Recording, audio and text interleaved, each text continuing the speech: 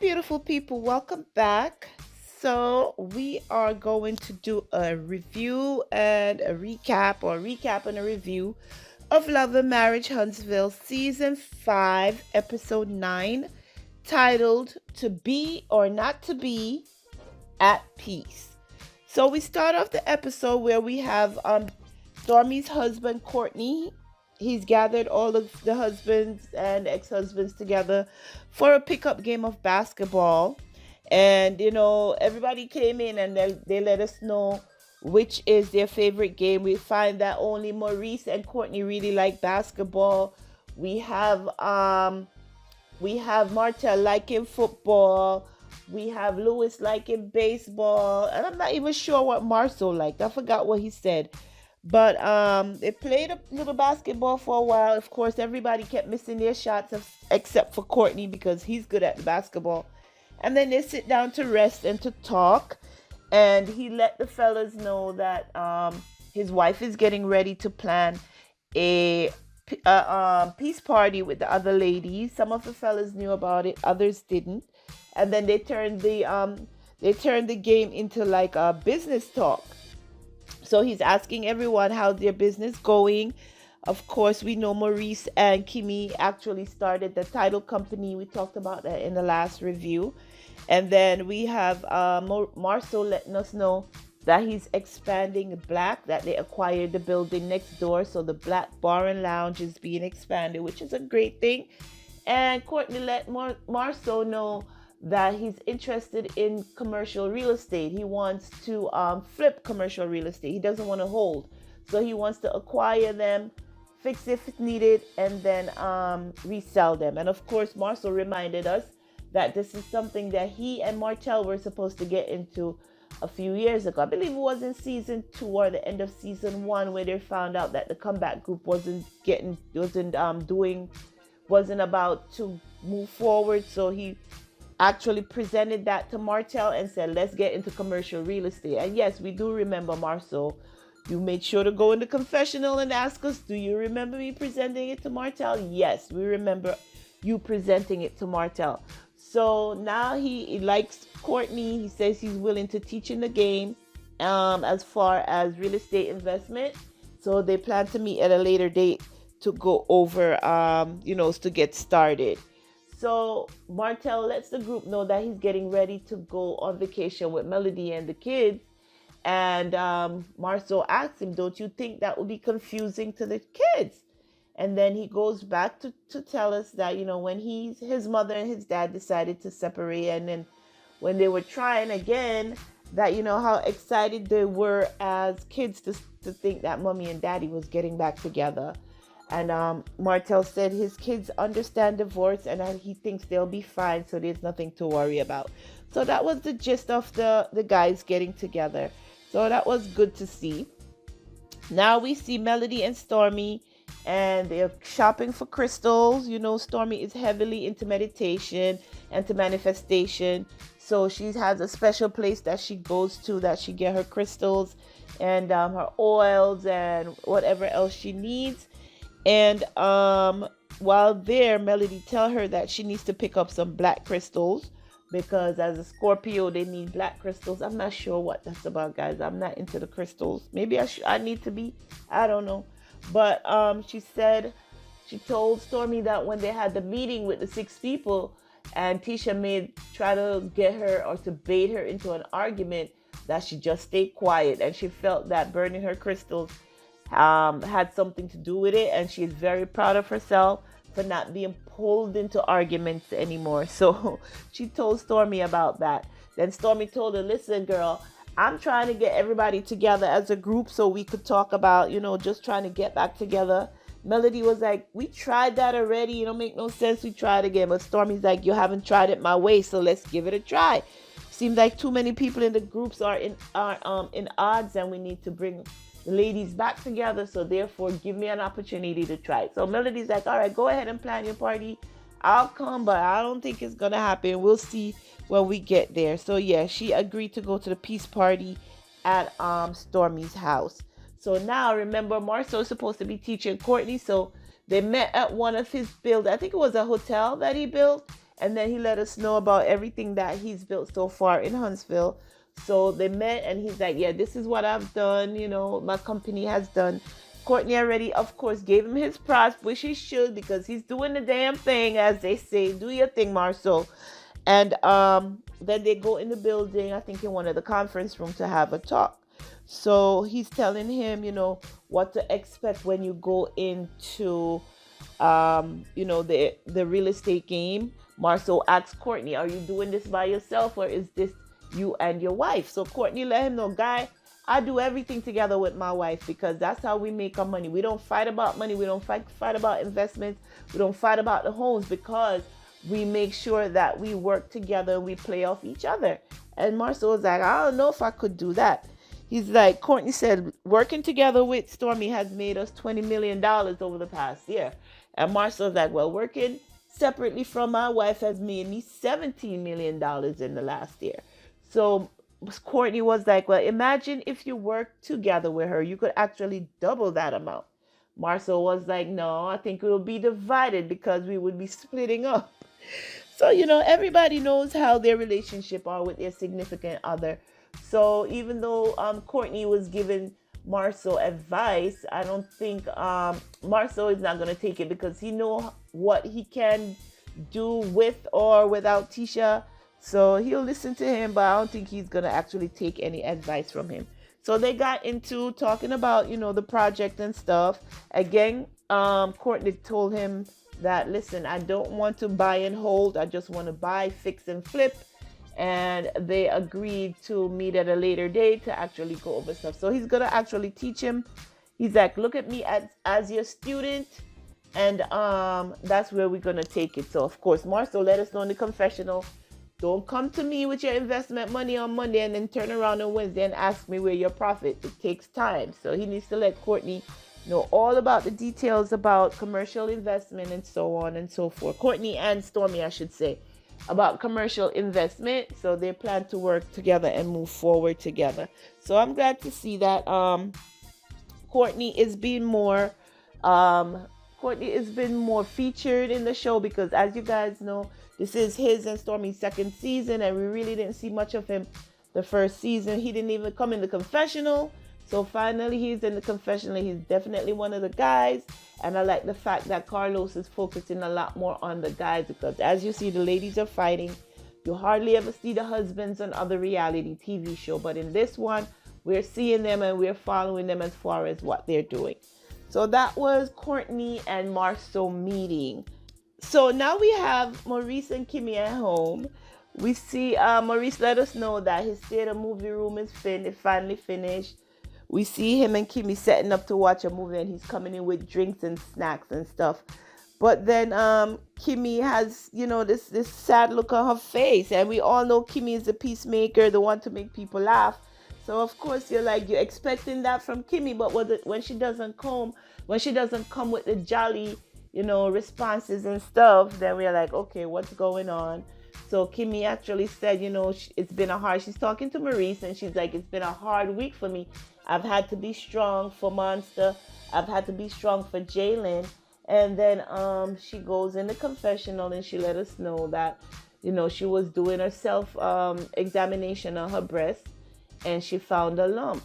And being a nurse, she's already heightened because she already knows what the signs are.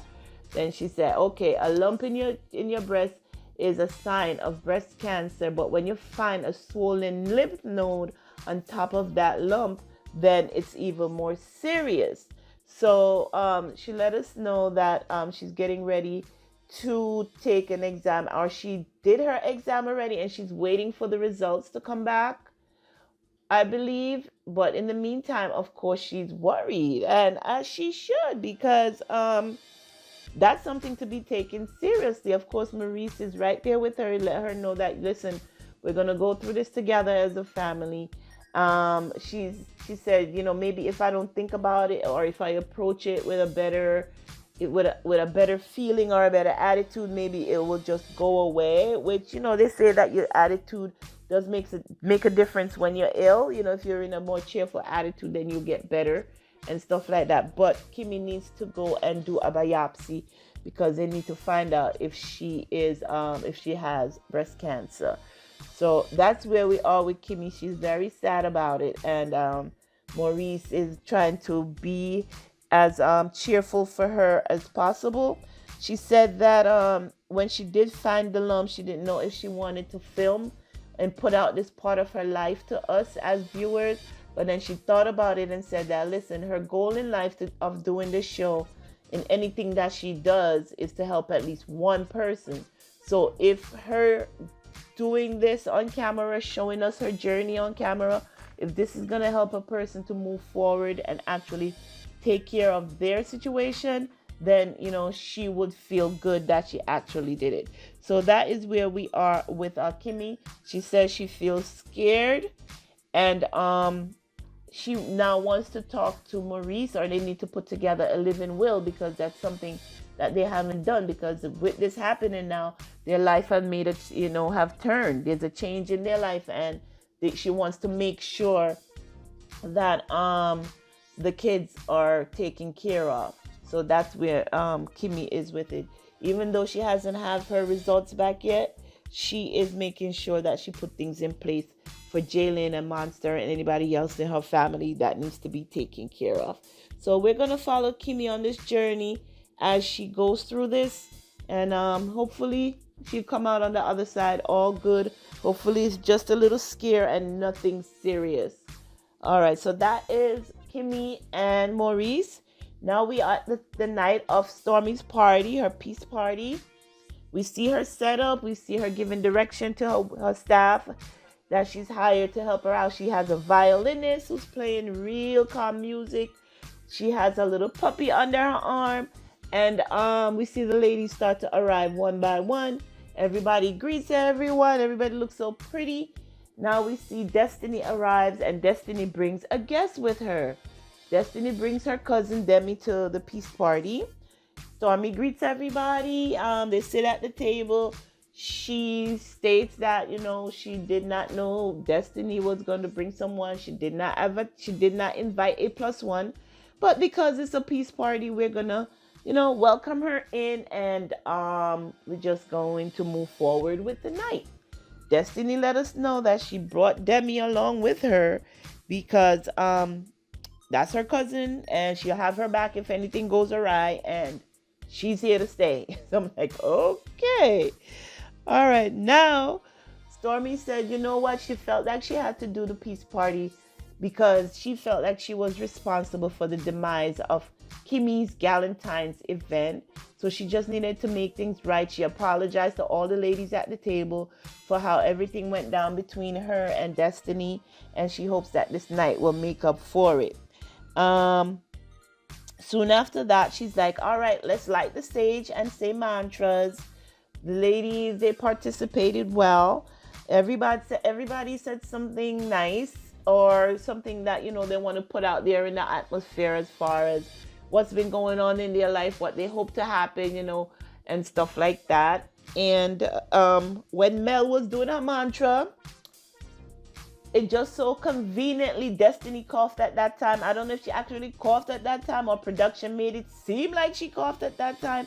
Because, you know, production could be messy as well. They will do little takes and little things to make sure that they keep us interested. So when Mel said her mantra, I forgot what she actually said. Destiny went in the confessional and found that it was cute because of what happened at Madani. Destiny still holding Mel accountable for everything that went down at Madani. So she felt that Melody's mantra was cute. So now Stormi said, okay, I want to play a game. You know, it's called what you heard, what you think you heard, what you think I said, and what I actually meant. So she said, all right, let me get started. Of course, everybody was like, why can't we just play Uno? You know, I don't think it would be a good idea for you to play this game to bring up stuff from the past. Why can't we just play Uno?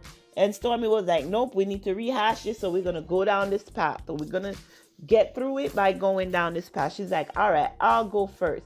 And if you remember at the Galentine's event where Melody came with Stormi and But then, was Stormi invited to that event, the Galentine's event, or did Melody bring her as a plus one?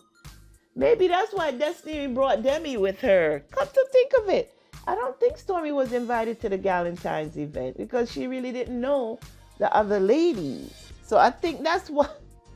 Oh my God. Destiny did say she was Pettyville and she brought Demi with her. Yes, Miss Petty. Okay, we're going to change your name to Miss Petty. So, Stormi brought up, what happened at the Galentine's event when she kept asking Destiny, why you upset at Mel? Why you upset? And she was like, yeah, I kind of pushed the envelope where I should have backed off. And yeah, Destiny was like, yeah. And Stormi said that, yeah, I do apologize for that. And because of that, everything went left. So then she tried to get others to share. We had Tiffany and Destiny again, where when we had Destiny's birthday party, where she first saw Tiffany, or we all first saw Tiffany and Destiny in the same space, where Destiny did say to, where Tiffany did say to Destiny, I saw you the other day and you look so cute. And as it turned out, it was not Destiny. Destiny let us know that as it turned out, it was Melnika. It was Melnika at an award event, and they were not at the event together. It seemed like Melnika was getting an award, and Destiny's husband at the time was getting an award. But the way it was presented to us made it seem like he was stepping out with somebody else, when that was not the case. So you see how things could be turned and presented, and that's, have us over here thinking that LaBarrick was cheating on Destiny when that wasn't the case. So of course that brought a gasp to all the ladies when they were like, well, the lady that was there at the event was Melnika. So everybody was like, and then she had to clear it up and let people know, no, he was not cheating. They were just happened to be the only two African Americans at the event, and they were getting an award. So Tiffany doubled down in telling Destiny that, listen, when I made that statement to you at the table, you pretended that it was the first time that you've heard it, when you and I have talked about that for many a times before. So why is it that you pretended that you didn't know me, or you're just meeting me and just hearing about the event?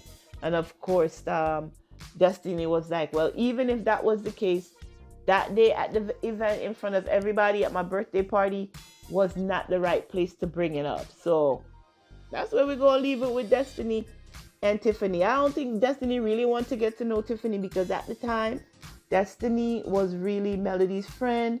Tiffany was actually Melody's friend, and I think they were both fighting for the attention of Melody. So I think that's where that just left. It wasn't the fact that they both wanted Melody's attention and they didn't want each other in Melody's life. In my opinion, that's where that went. So now, Stormi said, okay, what about you, Destiny? What did you think? What did you hear? Whatever the thing was. And Destiny said, Melody said, when I came to your event, Destiny, you didn't hear when I said hello. And I actually said your full name. I said hello to you, and I said hello to Kimmi, and you didn't hear. And Destiny was like, well, I didn't hear that. He's like, well, yes, it's apparent you didn't hear, but now that you... And then Stormi said, well, now that you know that she actually said hello, does that change your opinion of her? And Destiny was like, nope, that's it. That has not changed my opinion at all. So that is where the episode ended. So I guess we're going to pick up next week, where they're going to get into the discussion of what went down at Badani. Destiny's going to get to really tell Melody about herself, or what she thinks of her. And hopefully we'll get through it and move on to the next thing, because if not, this is going to keep dragging on and on and on and on. And we don't do that. We need progression. You know how it is when you're watching these shows. You want everything to get solved, and we move forward and we move on to the next thing. So that is my review and recap of Love and Marriage Huntsville Season 5, Episode 9, titled To Be or Not to Be at Peace. So thanks for listening. Thanks for watching. If you're doing this on YouTube, make sure to like, subscribe to the channel. If you're listening to this on my podcast, Reality TV with Georgia Denise, make sure that you download and subscribe to the channel. And until next time, be sure to take care of yourselves and your families. Bye-bye.